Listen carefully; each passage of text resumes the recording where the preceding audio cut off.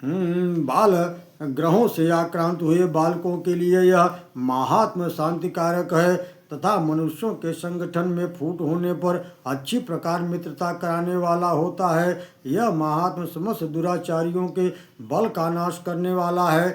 इसके पाठ मात्र से राक्षसों भूतों पिशाचों का नाश हो जाता है। मेरा यह सब महात्म मेरे सामीप्य की प्राप्त करने वाला है। पशु पुष्प अर्घ धूप दीप गंध आदि उत्तम सामग्रियों द्वारा पूजन करने से, ब्राह्मणों को भोजन कराने से, होम करने से, प्रतिदिन अभिषेक करने से, नाना प्रकार के भोगों का अर्पण करने से तथा दान देने आदि से जो मेरी आराधना की जाती है उससे मुझे जितनी प्रसन्नता होती है उतनी ही प्रसन्नता मेरी उत्तम चरित्र का एक बार श्रवण करने मात्र से हो जाती है।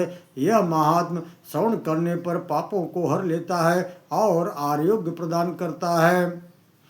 मेरे प्रादुर्भाव का कीर्तन समस्त भूतों से रक्षा करता है। मेरा युद्ध विषयक चरित्र दुष्ट दैत्यों का संहार करने वाला है। इसके श्रवण करने पर मनुष्यों को शत्रु का भय नहीं रहता।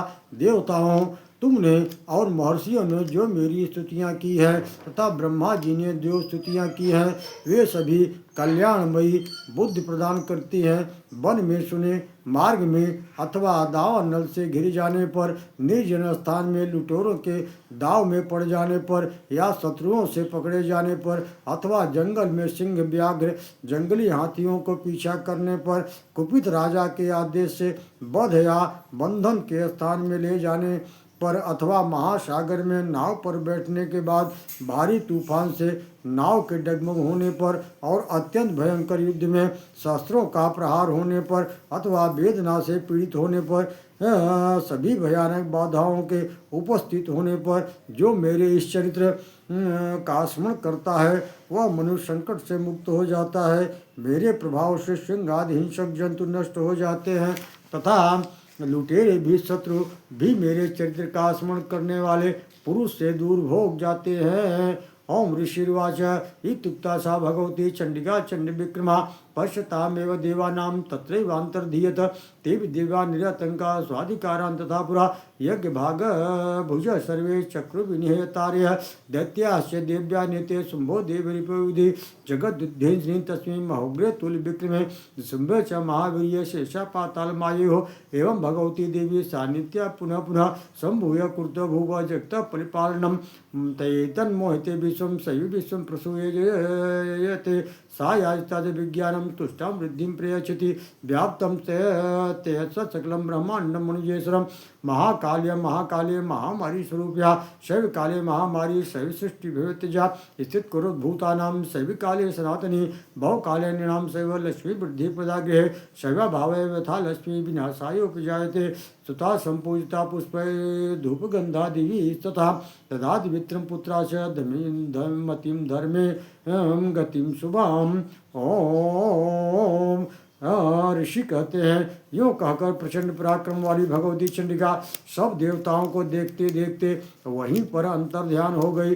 फिर समस्त देवता भी शत्रुओं के मारे जाने से निर्भय हो पहले की बात यज्ञ भाग का उपयोग करते हुए अपने अपने अधिकार का पालन करने लगे। संसार का विध्वंस करने वाली महाभयंकर अतुल पराक्रमी देव शत्रु शुंभ महाबली निशुंभ के युद्ध में देवी द्वारा मारे जाने पर शेष दैत्य पाताल लोक में चले गए।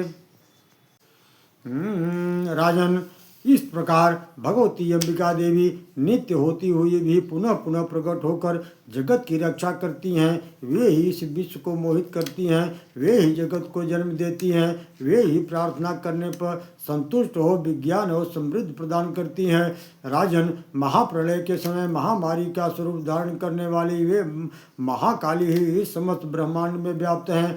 वे ही समय समय पर महामारी होती और वे ही स्वयं अजन्मा होती हुई भी सृष्टि के स्वरूप में प्रकट होती है। वे सनातनी देवी ही समयानुसार संपूर्ण भूतों की रक्षा करती हैं। मनुष्यों के अभ्युदय के समय वे ही घर में लक्ष्मी के रूप में स्थित हो उन्नत प्रदान करती हैं और वे ही अभाव के समय दरिद्रता बनकर विनाश का कारण होती हैं। पुष्प, धूप और गंध आदि से पूजन करके उनकी स्तुति करने पर वे धन, पुत्र, धार्मिक बुद्धि और उत्तम प्रदान करती हैं। ओम नमो दिव्य महादिव्य शिवाय सत्यम नमः।